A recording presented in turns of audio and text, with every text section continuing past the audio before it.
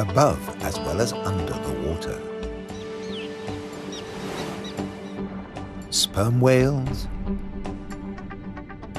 schools of mobular rays,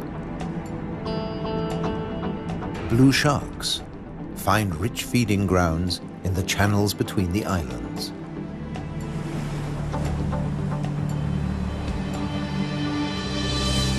Nutrient-rich reefs draw in life. Blue whales seek out tons of krill in ocean depths. Here, around the Azores, Europe's wild islands.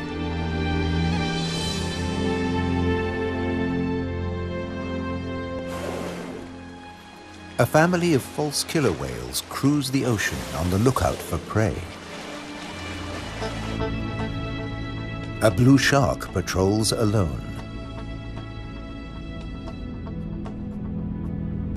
Shoalfish confuse single predators. But when they meet false killer whales, the water boils. An individual false killer whale dives down with its prey.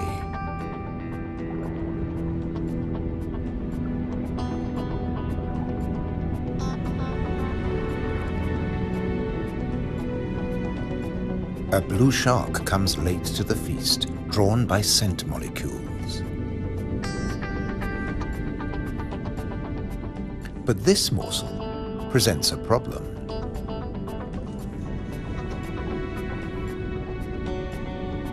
With jaws not made for chewing, it'll never swallow this tail fin.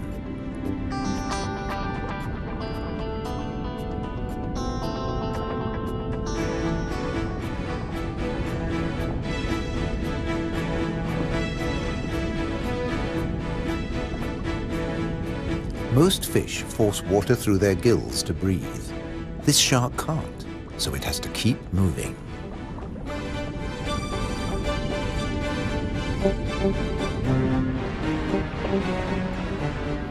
Near the surface, another blue shark is demolishing a tuna. This job its teeth can do: shake and take.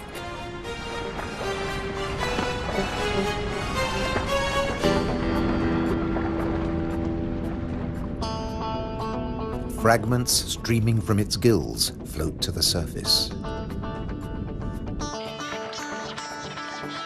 A little extra for the seabirds.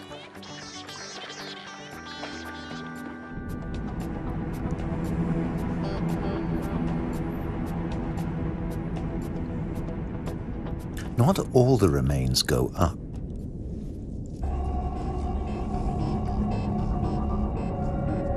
Spread by the current, the scent draws a moray eel from its cave.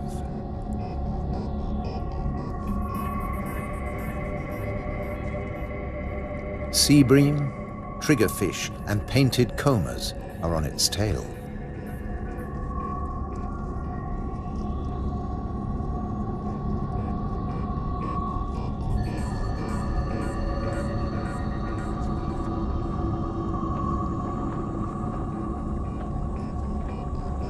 The ocean around the Azores is not short of flesh.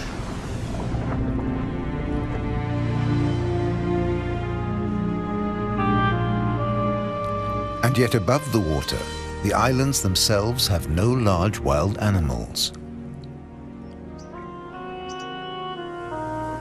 When Portuguese sailors landed on the Azores in 1427, these first humans found no vertebrates at all, except birds and two small species of bat. The birds evolved over time. This variant of the grey wagtail lives only on the Azores.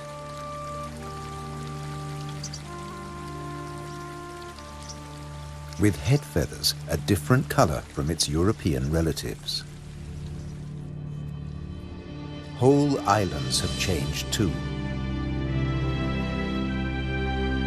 Santa Maria must have been much warmer once.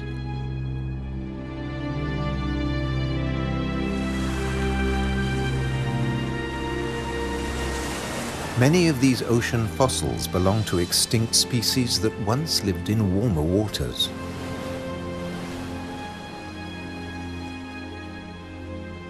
The water temperature may have fallen, but not the diversity of species.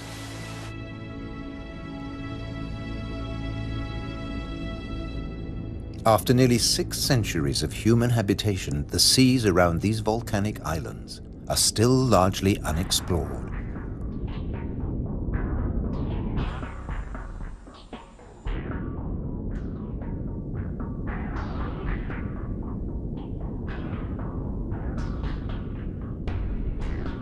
This is the world of the anglerfish.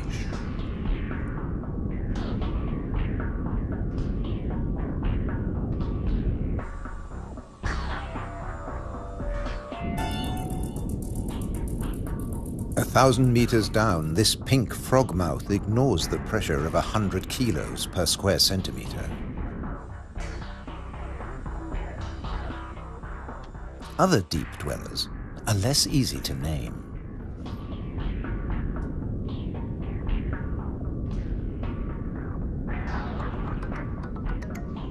In the darkness, it's easy to underestimate your prey. It has to fit into your stomach.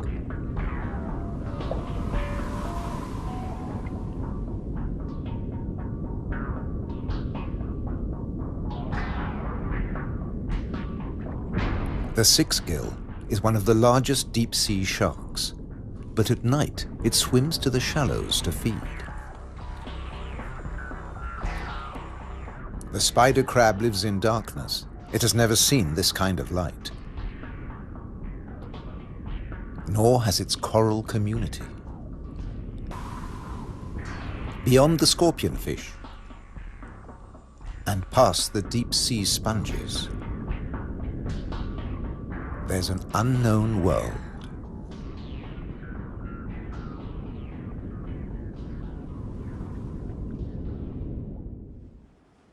Imagine the Atlantic between Europe and America 8 million years ago. Pressure along the mid-Atlantic ridge forces the continental plates apart. Volcanoes pierce the surface on both the Eurasian and the American side. The Azores.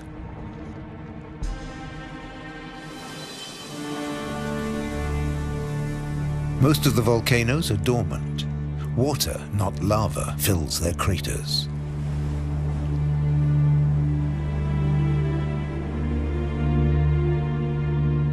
Sometimes only crater edges rear from the sea, worn down by the elements. Spawned by the sea, there too they will return. For now, it's craters that dominate the landscape. Gases still escape from fumaroles on some of the 1,700 volcanoes. Heat brings water almost to boiling point.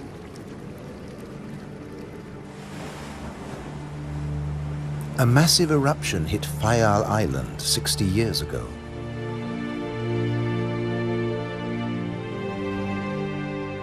Humans couldn't live in this lunar landscape. Hundreds followed the sun to America. On the volcano's slopes, life had to begin again. Birds were pioneers on naked rock.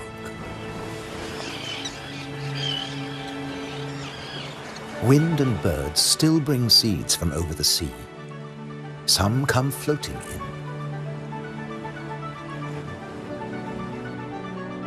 Humans brought the Hottentot fig, and plants create the first soil on bare rock.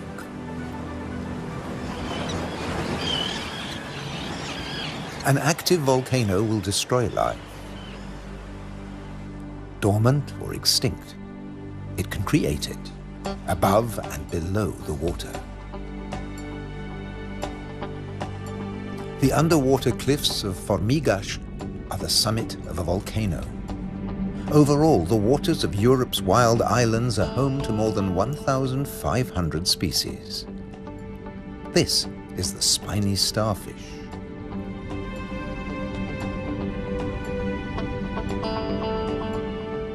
There are 530 fish species, like the damselfish, swarming along reef ledges.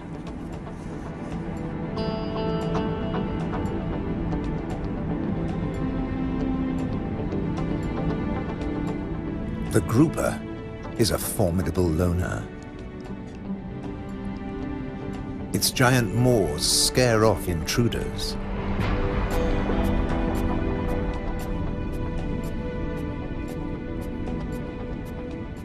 The barred hogfish is a lot prettier than its name. It's a protogynous hermaphrodite like its cousin, the grouper. It starts off female until it reaches a certain length. Then it becomes a male, aggressively defending its territory.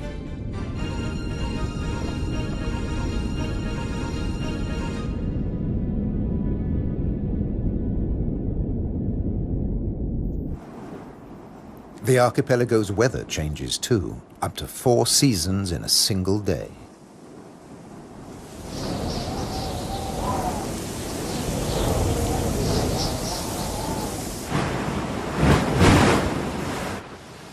And when the winds blow above, down below, no one is safe. The storm surge tears into the sea floor. But turbulence won't deter European eels from their prey. They're adaptable, living equally happily in salt and in fresh water. This is just swell. Heavy surf stirs up food. For some, that means come out and eat. For others, take cover. The powerful grouper hides in his rock grotto.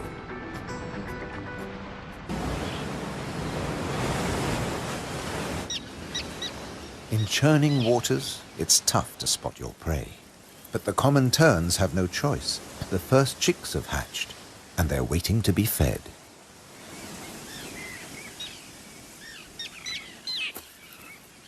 Elsewhere, adults are still brooding. The nest, a few pieces of dried grass, hardly visible. The parents sit in turn for 3 weeks. Their beak, both dagger and tweezers, is perfect for catching small fish.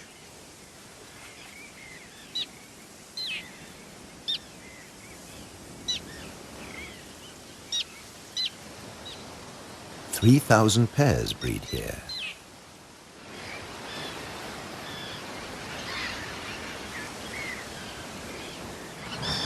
Typically, each couple lays 3 eggs.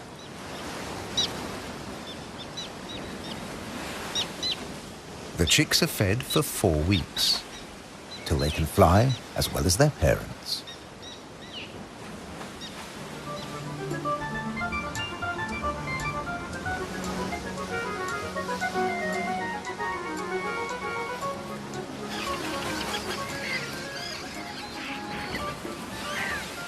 Then they're ready for takeoff on the long journey to South Africa.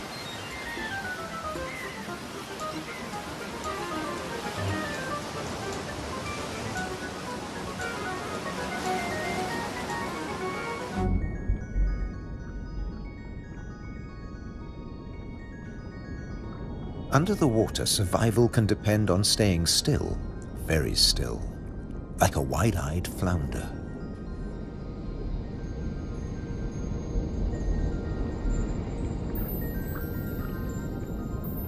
With his general-purpose military markings, the Guinean pufferfish doesn't mind being seen.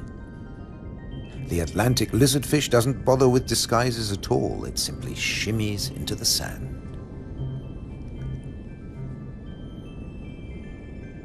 This may fool both its prey and its predators.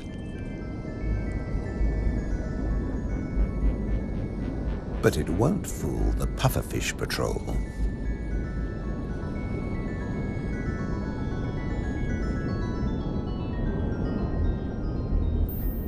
The shamefaced crab folds its pincers to protect its gills and digs itself in.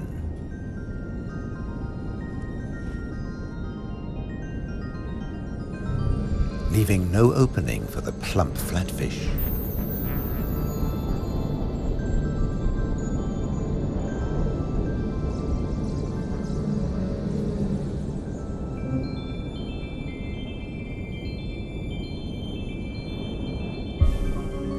Bye. A starfish flees at top speed from a marauding snail.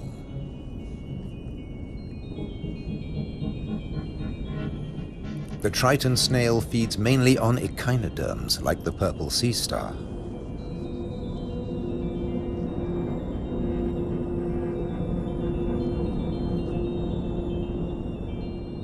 It's no big deal for an octopus. No pickings for it here.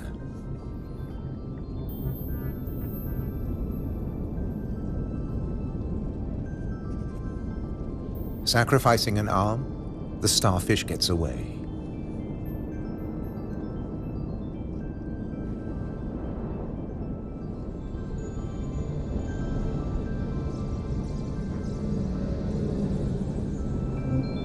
It's escaped with its life, and the limb will grow again. These wild islands in the Atlantic are a freshwater reservoir. Vast amounts of seawater vaporize in the warm ocean air, and freed of salt, they unload onto the Atlantic islands.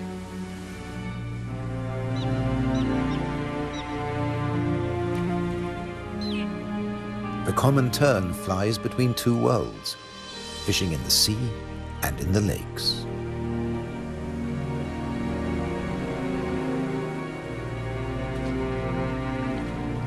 Humans brought the freshwater fish to these islands. Water flows straight off the impervious lava rock.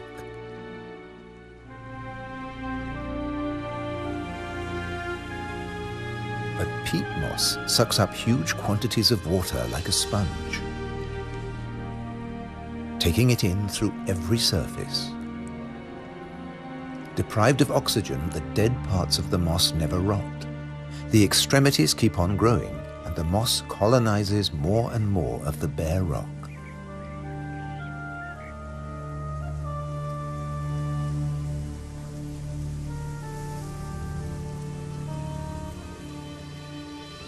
Just beneath, more than 270 caves pierce these wild islands, dark and cold. Perfect for isopods, crustaceans that have their breathing organs in their legs. Or for cyanobacteria, a life form that has existed for nearly 4 billion years. Cooling lava drops create amazing shapes. Shark's teeth. It's a hollow, secret world, just waiting to be filled. Past the undersea threshold of the Azores, it's permanent night. Perfect for a nocturnal common stingray.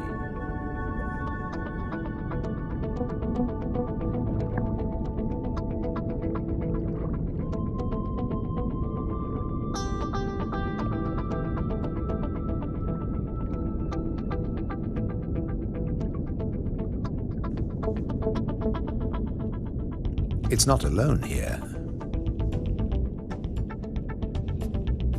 Sliding over the cavern walls, unicorn shrimp. In the camera light, combers and scorpionfish snatch at their prey.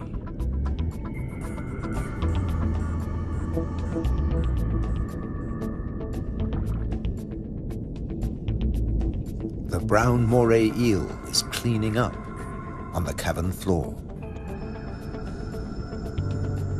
The shrimps come up from deeper waters to spend the winter. For some, it's a short winter. The females packed with blue eggs are especially sought after.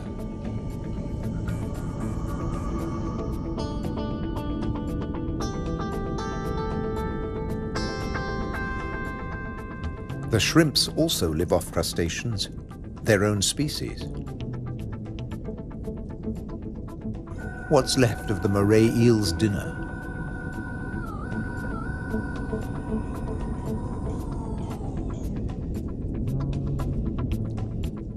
First, eat your neighbor, then take time for a spot of grooming.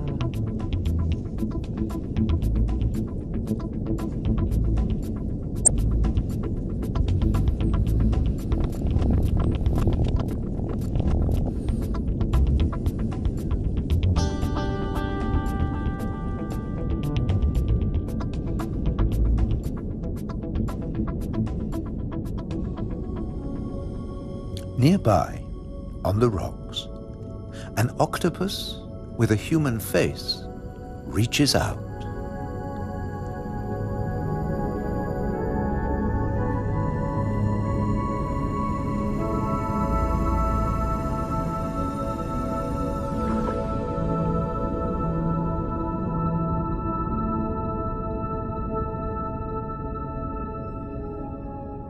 The stingray glides back to the ocean.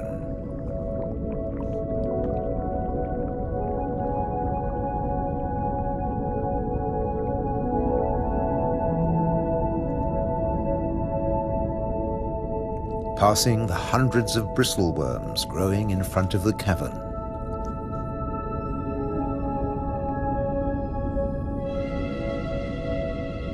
Their tentacles trap particles from the passing current to eat or to construct the tubes they live in.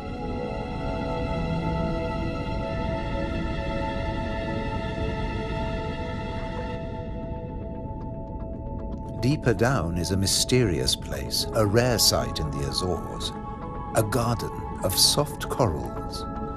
They don't make chalk exoskeletons like their tropical cousins.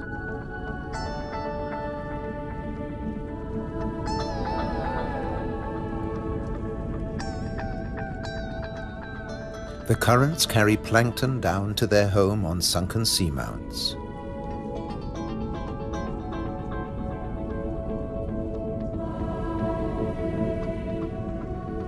The venomous buried anemone is active only at night.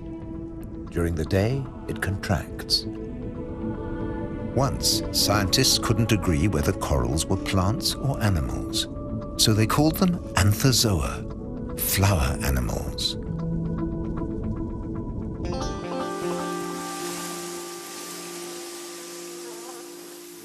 No doubt about these. All the flowers on Europe's wild islands arrived from somewhere else. Hydrangeas came from Asia. Natural boundaries between fields. They're a symbol of the Azores.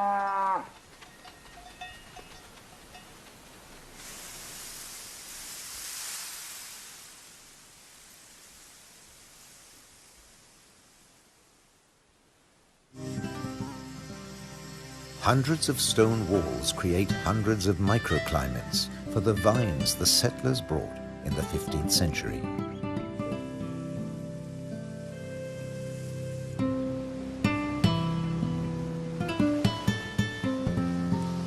"400 years later, the vineyards were abandoned as islanders left for America.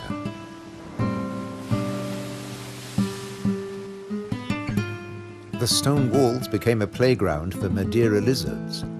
They were brought here by seafarers too. Azores wines are now fashionable again. Nearly 1,000 hectares, more than 2,000 acres of ancient vineyards on the island of Pico have been declared a World Heritage Site by UNESCO. The ruts of ox carts, once the island's only transport. They dragged firewood and building materials for houses and stone walls. And they carried the new wines down to the coast to ship to Europe. But at a cost. Beneath these waters is the strangest, most dangerous place on the Azores. They call it the Anchor Graveyard. Scores of great iron anchors lying on the seabed. When an Atlantic storm hit, the only way to save your ship from the rocks was to cut the anchor rope fast and dash for the open sea. The iron left behind has become a rusting reef for a multitude of creatures. These anchors are coated by algae and tube worms.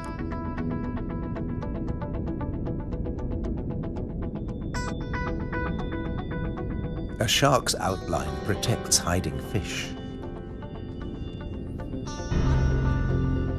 The grim-looking sea robin feels its way. The 3 front spines of its pectoral fins have their own receptor cells for finding food. The Mediterranean mooray's mouth is mournful, but it's miming the call of the sea robin's swim bladders. A common octopus discreetly searches for food. It will fit in anywhere.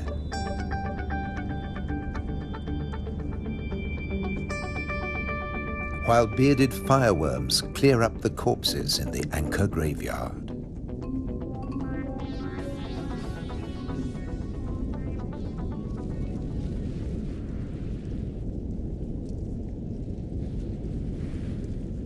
They are the mobile relatives of the immobile tube worms.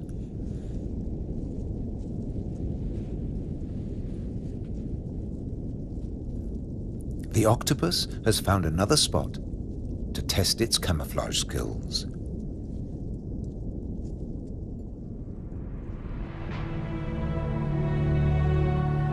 Above water too, human presence is everywhere, even in the craters.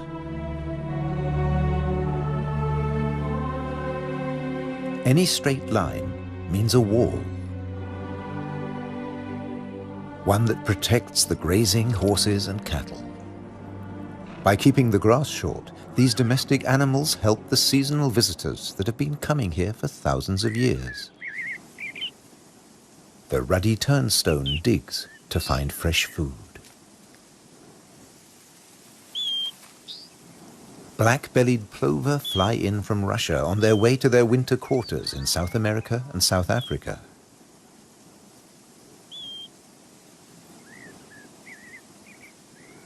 The ruddy turnstone drops in from the Arctic.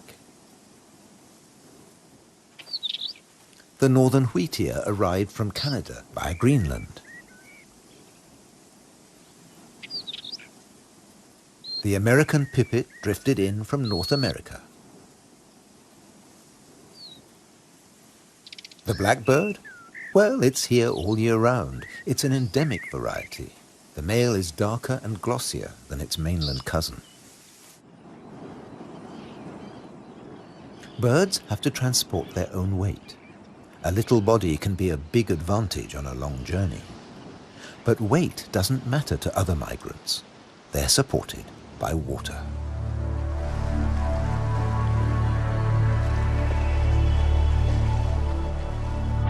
Humpback whales migrate between the Arctic and the tropics. They make a hunchback when they dive, hence the name.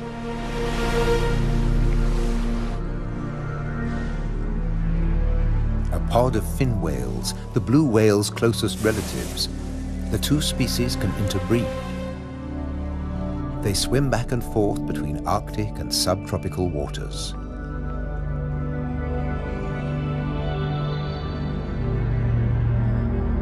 Fin whales and blue whales have their blowhole in the center of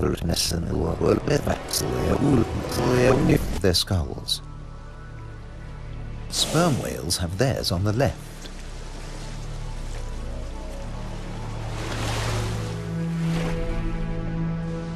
Baleen whales spend long periods sieving krill and plankton from the waters of the Azores.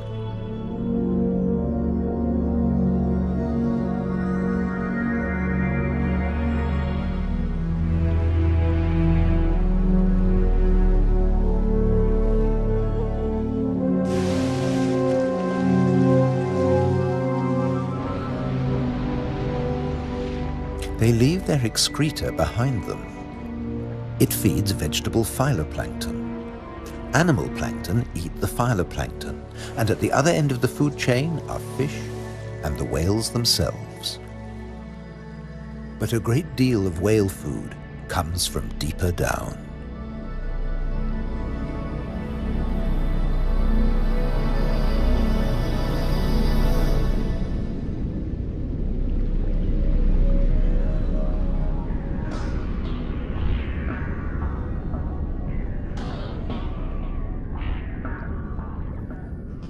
Meanwhile, not all the creatures of the eternal darkness are permanently banished to the depths. Every night, countless organisms leave the realm of the bizarre anglerfish and rise into shallower waters. Colossal amounts of krill join them on the upward journey. A nightly vertical migration. Salps and bioluminescent comb jellies illuminate the greatest movement of biomass on Earth.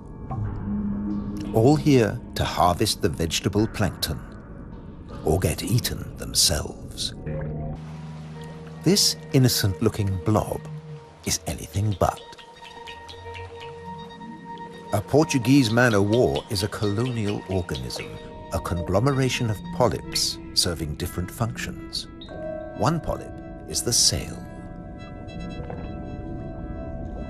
Innumerable other polyps repel invaders or catch booty with tentacles that stretch up to 30 meters.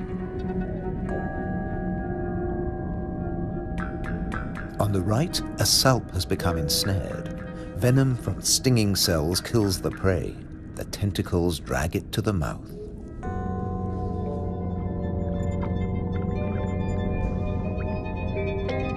Salps are tunicates or sea squirts, more closely related to us than to jellyfish. Delicate bands of muscle rhythmically contract, pumping water through the salp's body, filtering its food.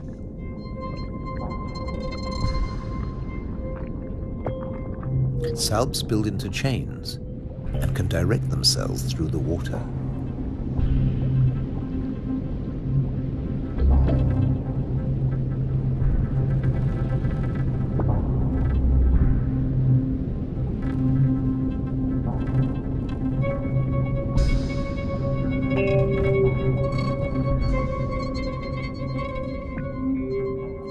A chain can be up to a meter or longer.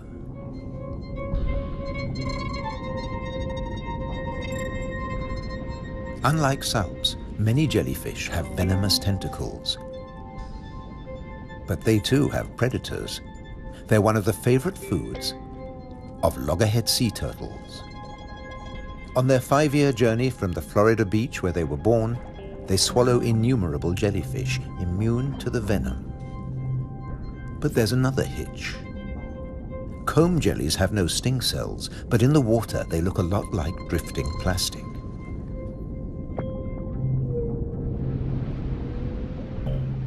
And that's the problem.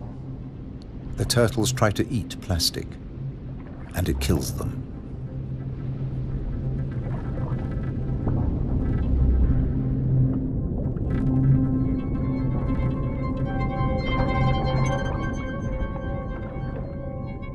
This is a great jellyfish hunter.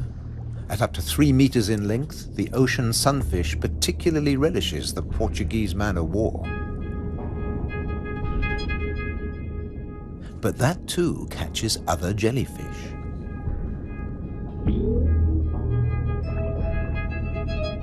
The sunfish can dive. This heaviest of all bony fish tears its prey apart in the depths.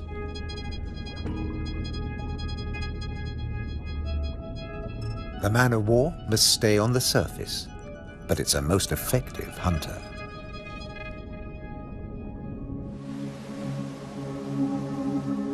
The Cory's shearwater also has a successful strategy, at least in its familiar world.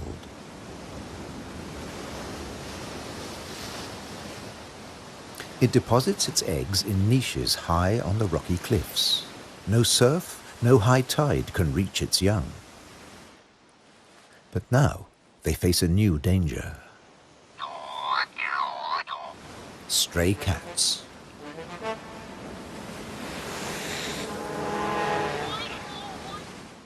The female shearwater laid a single egg in May. Pity there's only one. Looks like a bad strategy now. They can't adapt to an unwanted gift brought by humans.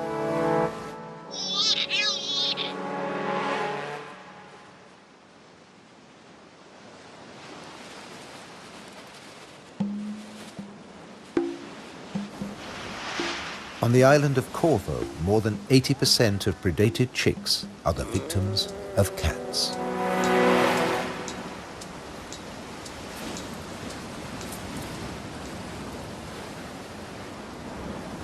There's nothing the adult birds can do. They spend the whole day out over the sea.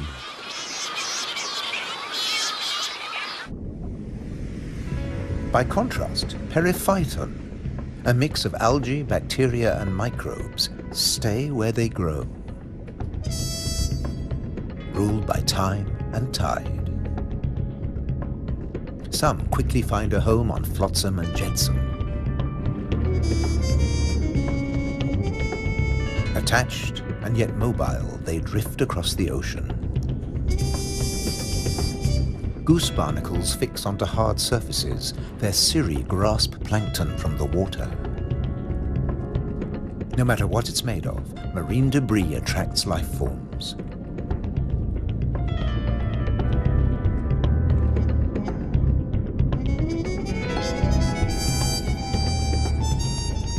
One of the ocean's fastest swimmers likes to stay close to flotsam, the mahi-mahi.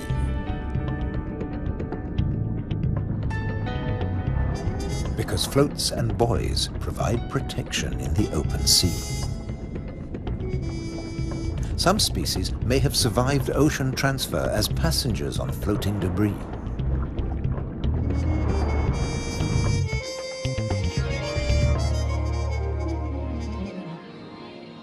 When shearwater breed, dusk brings a deafening chorus. Parent birds calling to their young as they return from the sea.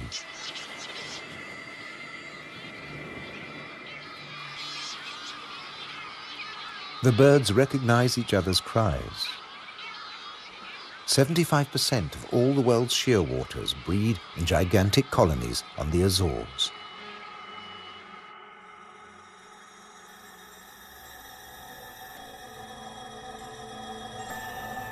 The name Madeira lizard says it all. This creature originated on a distant island. The Madeira wall lizard is very common on the Azores. It's one of the few reptiles found on these islands, and it's very fond of nectar. Invertebrates and vegetable matter complete its diet.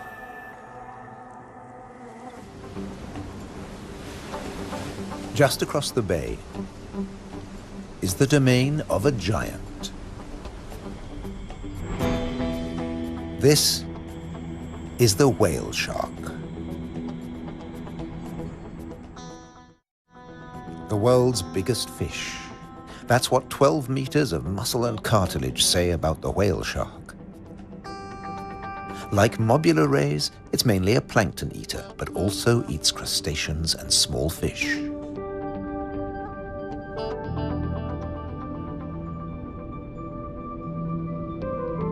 The rays' rolled fins on their foreheads direct the plankton into their mouths.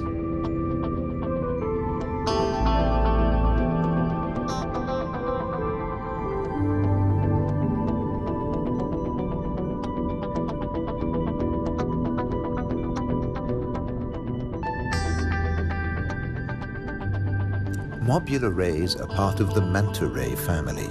They cruise in small groups, shadowed by fish using them as cover and picking up their leftovers. Flying in slow motion, the rays dance through the ocean, round the volcanoes.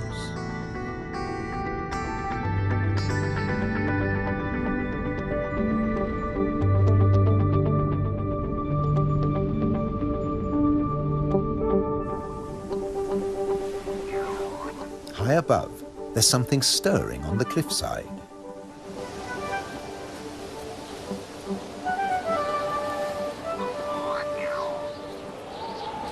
A Cory's shearwater leaves the nest niche for the first time.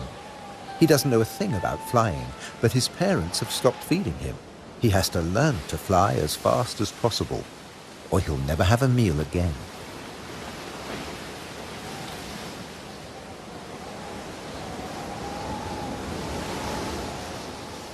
He needs a takeoff point with a fair wind.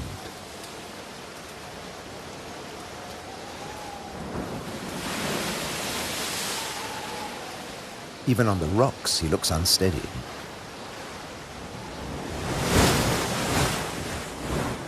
A fellow shearwater learns the difference between flying and falling.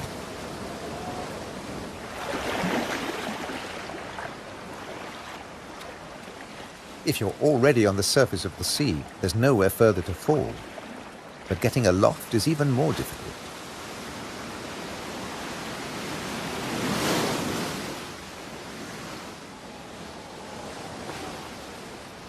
Wings over water. That's the right idea.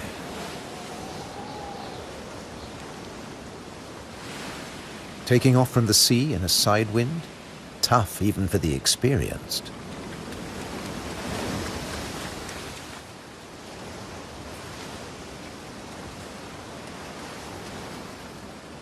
It's now or never. Pluck up your courage. Embrace the wind and off to South America.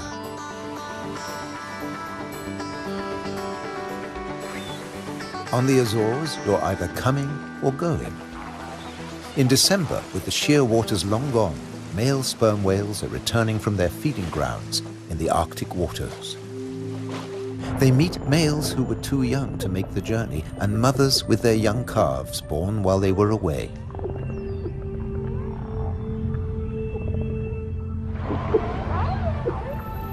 While the mother dives for food, her calf stays on the surface. It'll be 2 years before he dives with the group.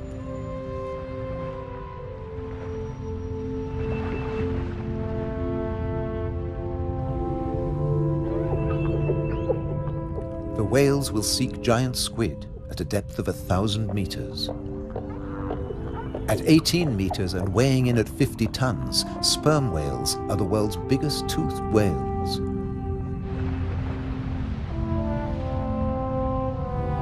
The calf will remain alone for up to an hour, defenseless against a possible attack by killer whales.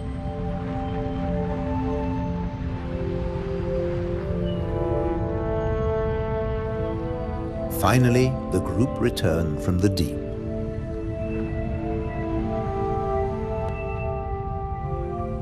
The calf is once more under the protection of its mother.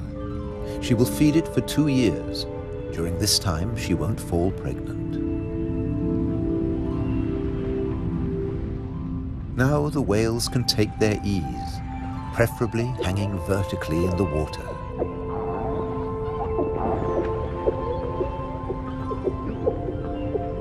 Someday the calf will join the long migration to the Arctic, before returning to Europe's wild islands,